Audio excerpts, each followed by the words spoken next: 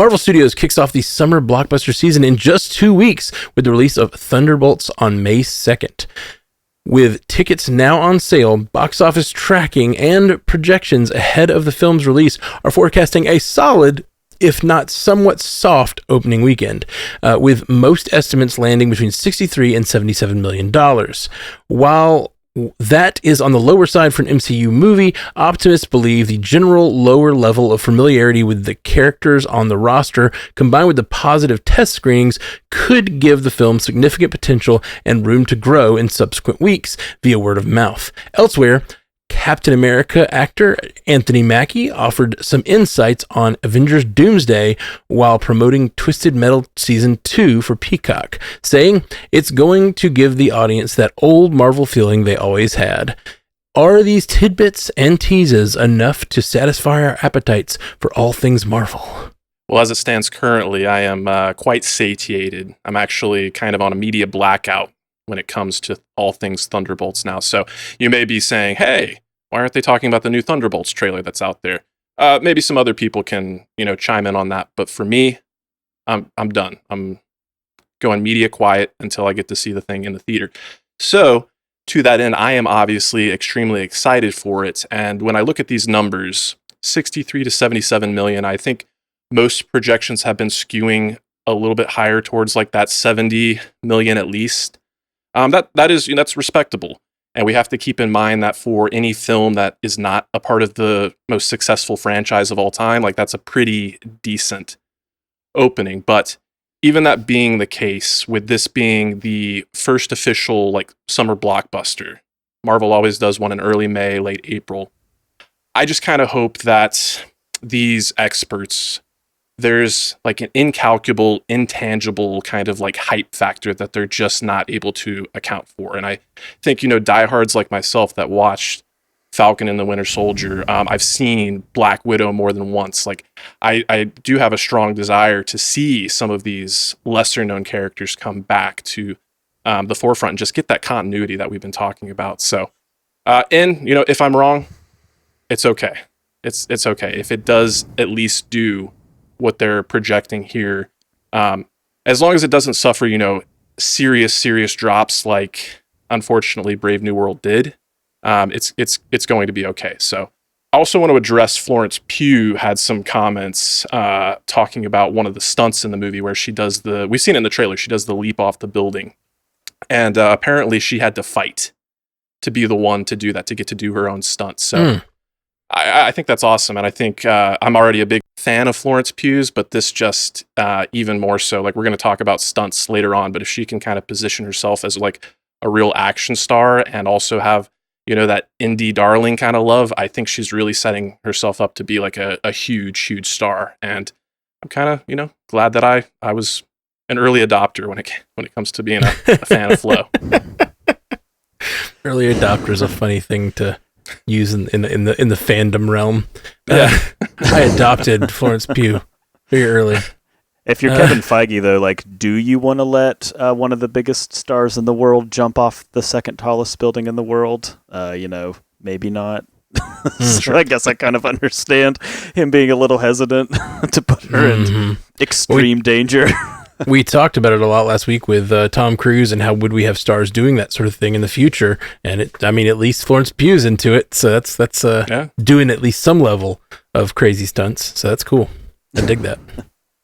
I think to address the opening, if we just want to split it in the middle and say like 70 million or something like that as the domestic opening, it is definitely it's on the softer side. It is lower than Captain America 4. But Captain America 4, like you said, did have a steep drop off. And I think the word of mouth on Captain America 4 was okay, but it wasn't particularly strong. I think it seemed like, if we're just judging it on the Rotten Tomatoes score, I think fans liked it, but I think just judging it on just the general public, it was kind of received as, hey, it's a movie, it's a Marvel movie, it's good for the theater, but the vibe that kind of comes off of that sort of word of mouth is you can wait for streaming. And I think it's clear that there is interest in Marvel. I mean, we think back to Deadpool and Wolverine last summer. We think forward to a lot of the conversation around these Avengers movies. Like, the interest is there in Marvel, but I think the interest is not as much in the camp since Avengers Endgame, really, of we have to see it in the theater because it's Marvel.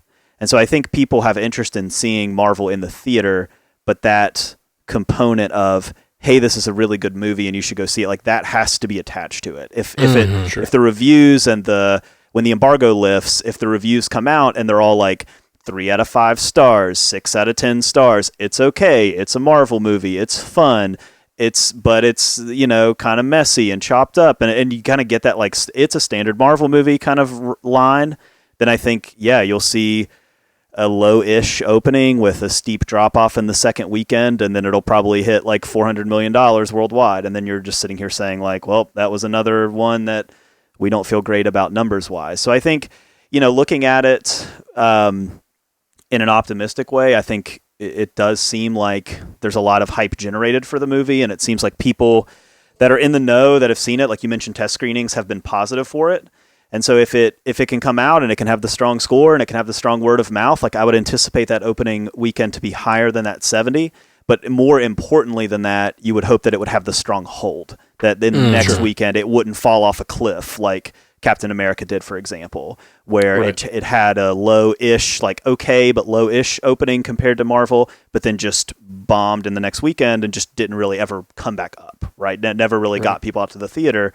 And so with Thunderbolts, I think, again, it's that word of mouth for Marvel. I think it's just really, it's more important now than it's ever been in the MCU. And if it can come out and it can be strong and people can say that they like it and it can get that hype generated, like, people will show up for it. I think it's just, will it have that type of component to it?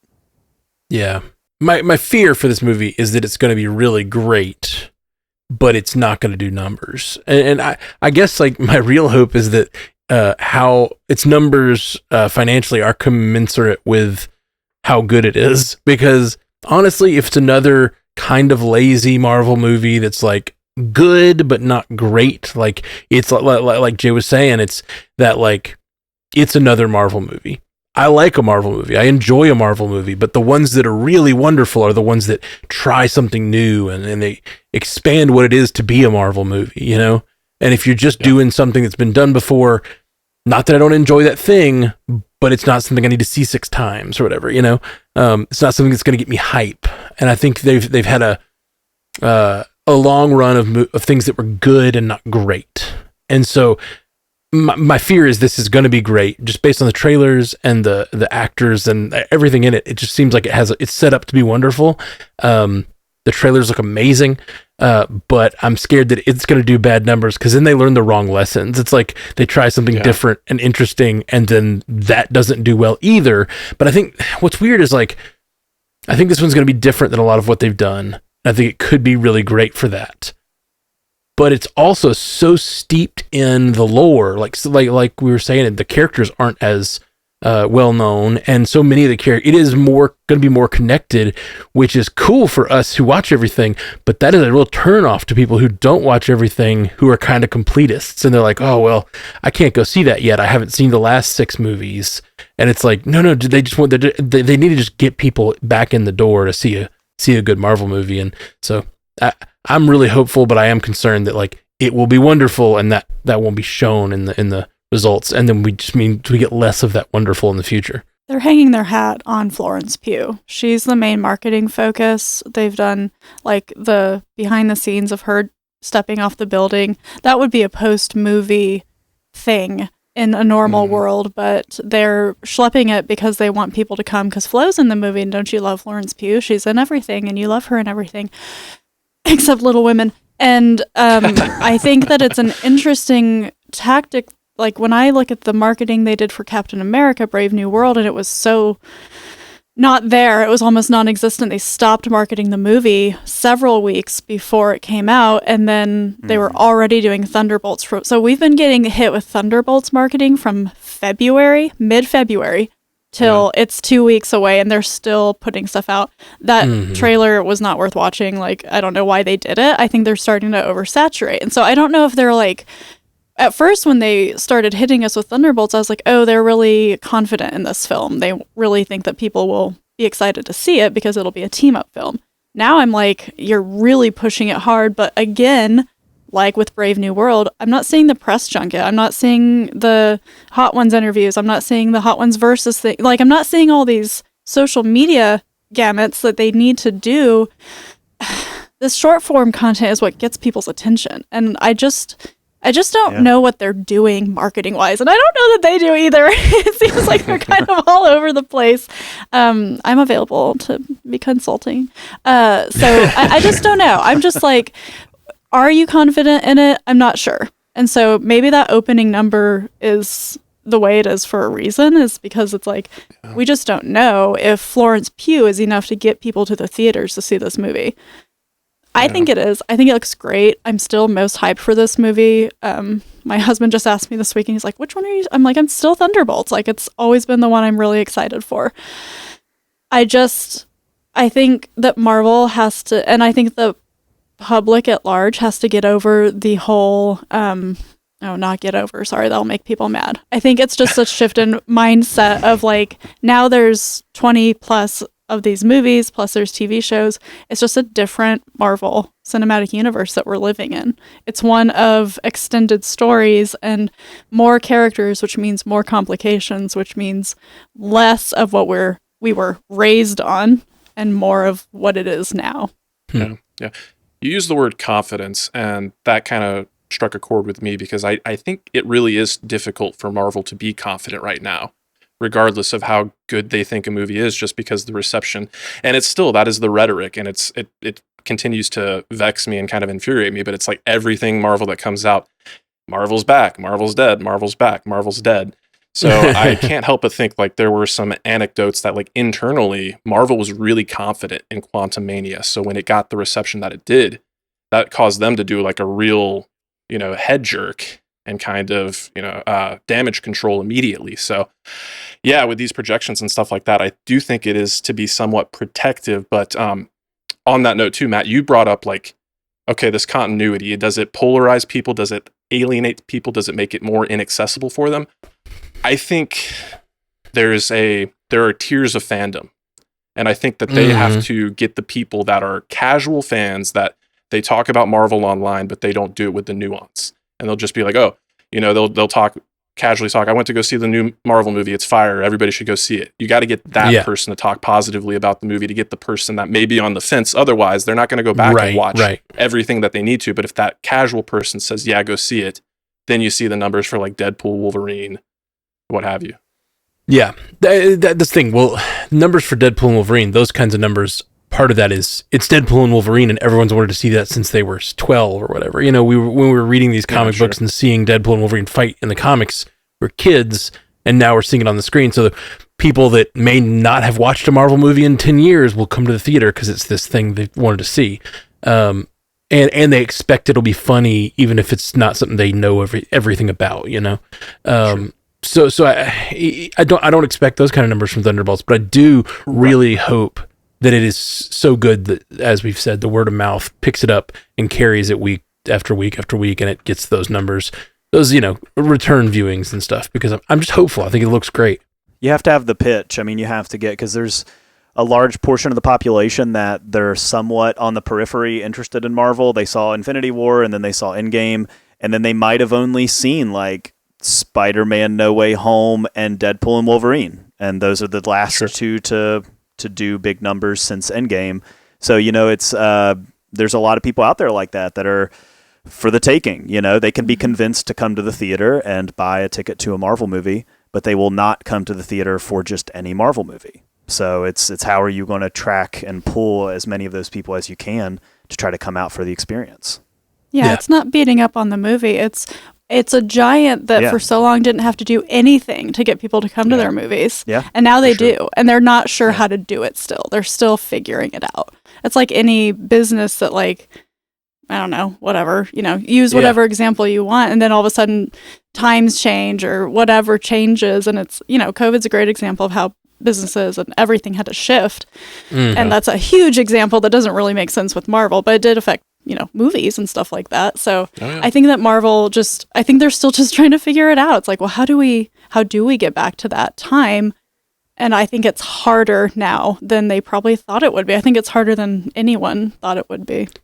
The thing that bothers me is that sometimes we go see these movies and we all see the flaw in it. You know what I mean? Like we all, like all of us fans look at it and see the same big glaring flaws where it's like, it was good, but it clearly could have done this better, or it was good, but it could have done this. And like, this was telegraphed in the trailer and we didn't need to know, like the Red Hulk thing, or, there's these big narratives that build up, and it just like concerns me because it felt like for those first 3 phases, people were in the room catching those things and making sure the narrative was out properly. You know what I mean? And it feels like that's not happening anymore. And I don't know. I think it's a combination of the marketing and how they release them and the movies themselves. And they're not doing a great job of like building the rolling ball of excitement that they used to be. That doesn't mean the movies aren't good, but they're not building on themselves. And we've talked about that a million times with the continuity and the connectivity that's lacking, but this could be the one. I'm really hoping this is the one. I'm hoping this is a Guardians of the Galaxy moment where everybody goes, oh, this is another thing that Marvel can be, This is the slam. This is the one. This is the slam? What are you talking about? You never heard that song? This is the slam. This is the one. We gonna do it like it ain't been done before. No, It's like no, sir. popular in the early 2000s. Nope. No, it It's wasn't. like POD or something like that. It's not on the millennial bangers I haven't list I've thought been about listening to on POD Spotify. since 2001. So, or whatever there you go. year That's they what I'm were here around. for. I know that Here Comes the Boom was a POD song. Maybe I got the lyrics wrong. That wouldn't be the first time. You just watched a clip from Multiverse News. If you liked it, go to our channel. We got a whole episode that it comes from. So go check that out and hit the like and subscribe. And we got lots of clips you'll enjoy, but also full hour-long episodes of Multiverse News with lots of things that don't even make it to clips. So check us out. You stay clippy.